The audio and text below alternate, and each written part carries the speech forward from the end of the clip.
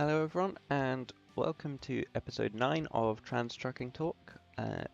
This episode I want to talk a bit more about labels, how I identify with certain labels and not with others, and what certain labels mean to me, that sort of stuff. Obviously labels won't have the exact same definition for everyone, and that's something I also want to cover.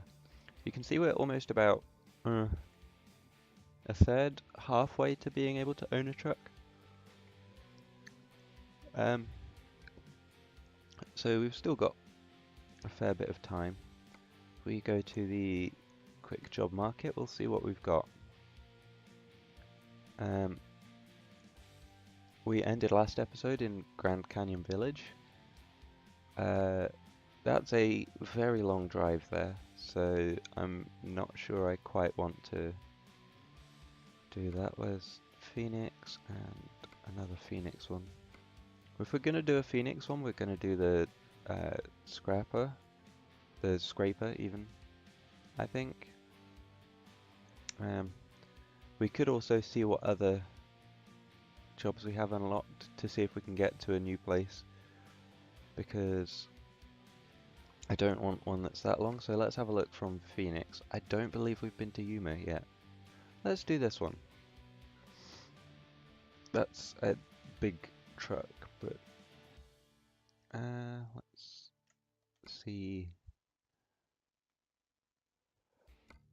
We've been to Nogales. Oh, excuse me. Or we could go to Sholo, but I think the Yuma job does a lot more for our cash at the minute, so I'll take this one. And we'll drive out west.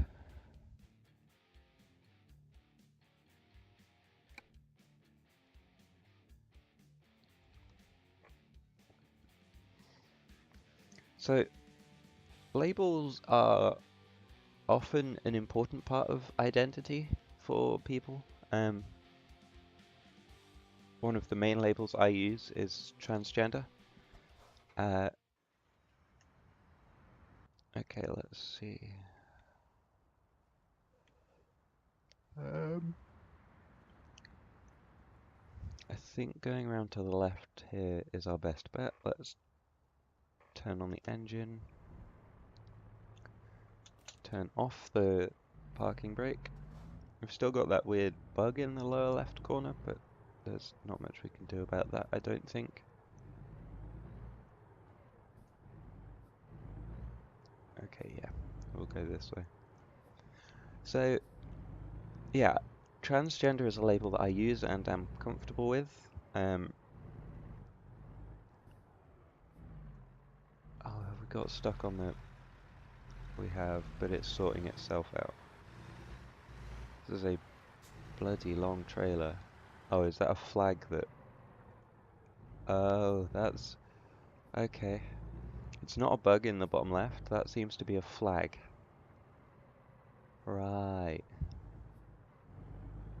Okay, now that we've realised that, we can carry on.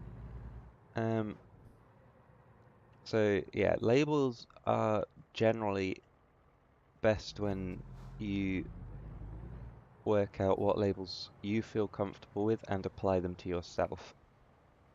No one else should be able to label you in a way that makes you uncomfortable. That's completely not on.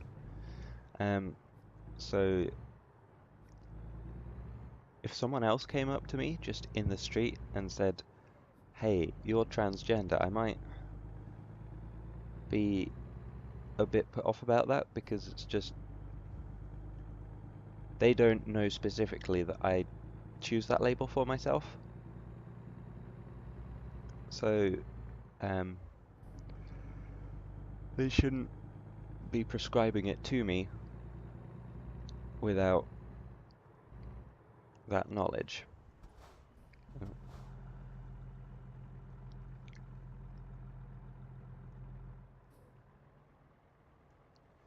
So a lot of times people don't like using labels for themselves, and that's absolutely fine too. some people feel more comfortable just saying, I am who I am, and currently that involves this, but it might change or it might not. And they don't like describing it with a singular or a few short words, which is totally understandable. Sometimes people feel like words can't say enough. Sometimes people feel like they don't want the stigma attached to those words. Um, so not feeling like you want to put yourself in any box or prescribe yourself any labels is absolutely fine as well. Um, for me, I think labels are a tool that I can use to help people understand me better. And I mean, that's always something I kind of would like is for people to understand me. Um, Now we've got to wait here for all these trucks to go past. There are a lot of them. When the game decides to stop spawning them, we can maybe pull out. If he runs into me, it's his fault. I was already pulling out, dude. Oh, I crashed into the other truck as well. So, this is why you don't let me drive. But I can't sit there for 10 minutes or the video would be ridiculously long. So for me, I do describe myself using labels, and there are labels I would feel uncomfortable being described as. We'll get to those in a minute. I'll go through the ones that I do use to describe myself. So the big one that I've mentioned before is transgender. I am trans, and that's a label that I wear because partly because I feel like I'm in a place where I can deal with some of the questions and queries that come with wearing that label, and I feel like I'm in a place where I can help educate people. And obviously not all people who think they might be trans are comfortable with that or want to label themselves as that and take on that burden. Um, and some people do want to label themselves as trans but not take on that burden. And all of that is valid and completely okay. There we go.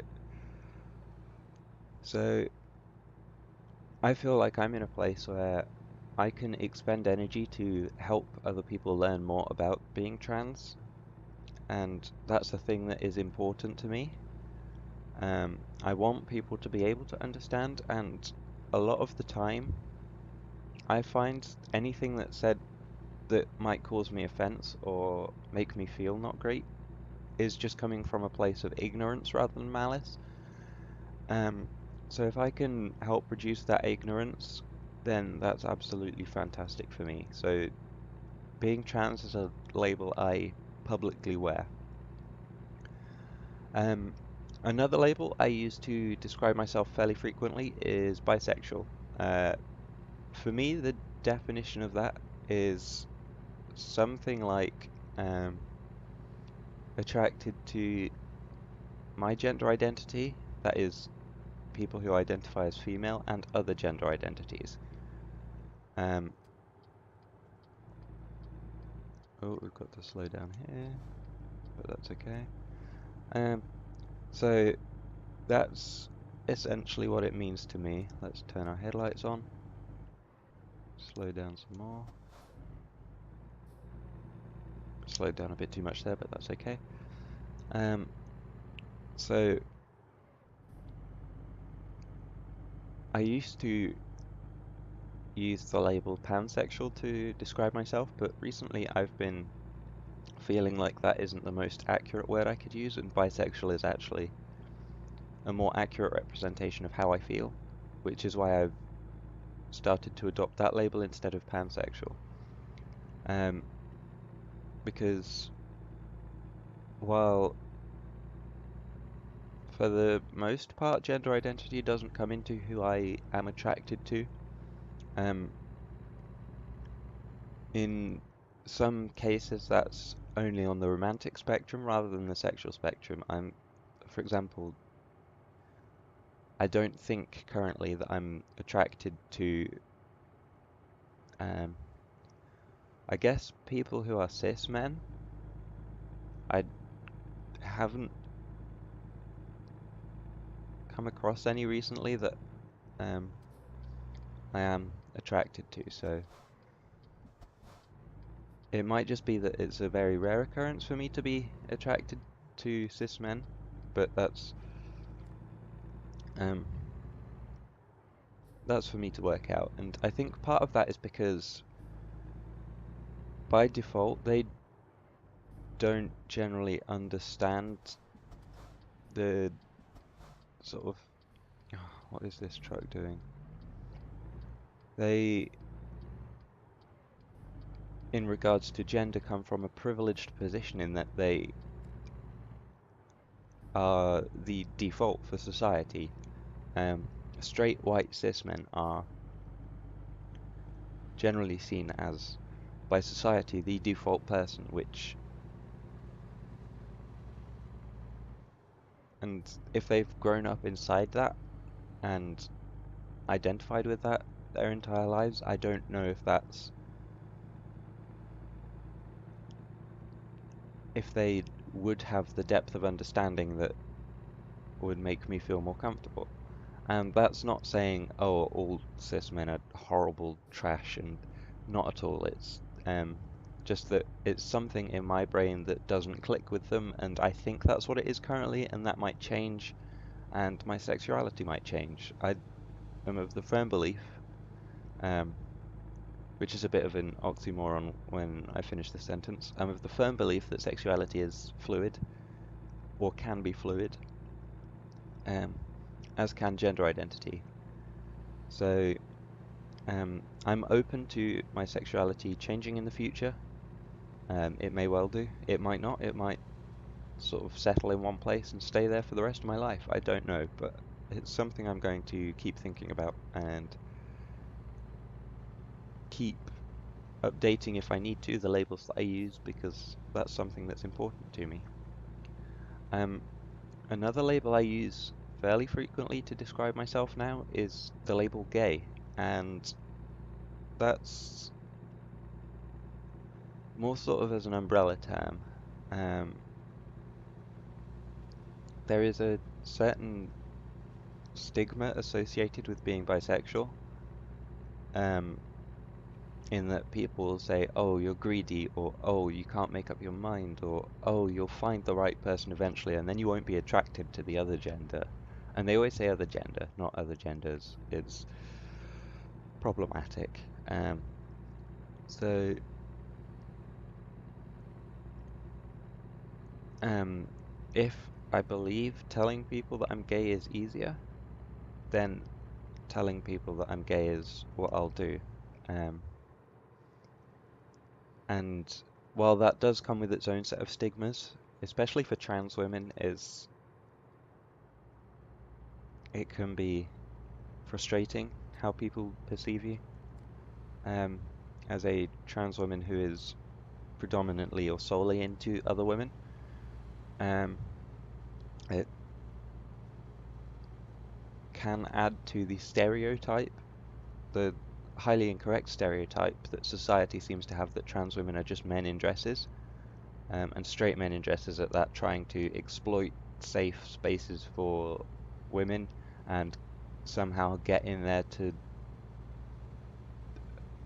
hurt more women or something, and it's complete bullshit and wrong. So, um, while that does come with its own frustrations, being a gay trans woman, um, I feel like it still applies to me as an umbrella term because I am predominantly into other women. Um, that seems to be the highest number of cases where I'm attracted to someone. Um, so under the banner of gay and bisexual, though, I also include people who identify outside the gender binary in my descriptions of that. I have been and probably will be attracted to non-binary people multiple times because I get crushes on everyone apparently. That's besides the point. So I think it's something that I want to actively include in my descriptions that I personally use because it's just a fact that I am and can be attracted to non-binary people, gender fluid people, agender people. It's my sexuality doesn't preclude that. Um, so for me, it's important to include like that. One of the terms I don't feel comfortable labeling myself with is possibly um, kind of contradictory in that I don't like this term, but I do use the term gay, is the term lesbian. It doesn't sit comfortably with me to describe myself as a lesbian, and I'm not sure why. It just doesn't feel right, um, and if something doesn't feel right to you, you don't have to adopt it as a label. So that's why I predominantly use bisexual and gay to describe myself. And even though a lot of the time people equate gay in women to being a lesbian, that for me isn't quite the case. I feel like lesbian is far more specific in that you are only attracted to other women. Um, and as I've already explained, that's not the case for me. So,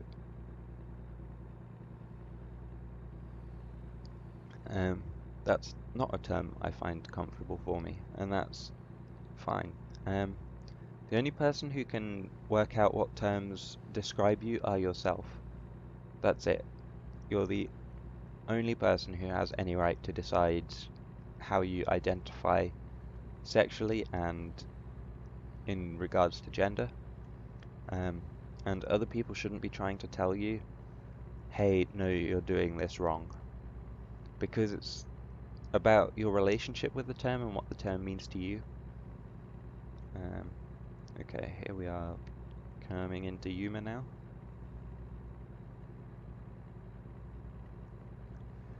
But it's it's important that you decide what terms you feel comfortable with, and you don't let anyone else dictate that for you. I need to get into this other lane here.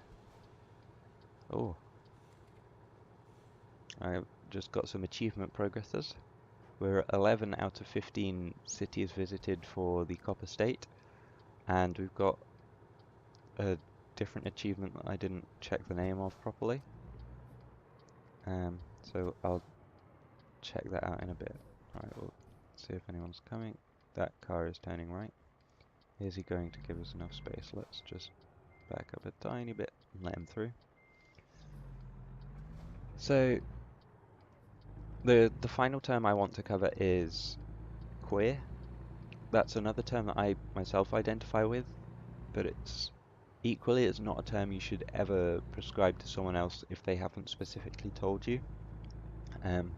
There's a lot of stigma that comes with the word queer, that because it used to be used as a derogatory term and is in the process, I guess, of being reclaimed, some people are not comfortable at all with it, and that's absolutely okay. That's one of the biggest words you should never call someone if they haven't specifically told you they're comfortable with the term, although I personally am. It's something that defines, for me, I exist outside of what society has deemed normal, and that's something that I own and want to celebrate, I guess. We need to stay in this lane. So, yeah, queer for me is a term that I'm more than happy to use. It's a term that feels like it fits, and I think for me, the power of being able to reclaim a word like that it makes it feel empowering to me. Um, so we're almost at the end of our delivery here. Got to take such a wide angle with this trailer because it's double articulated. Um,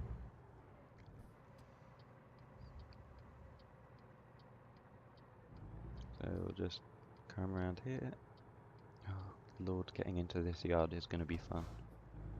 Swing right round to this edge.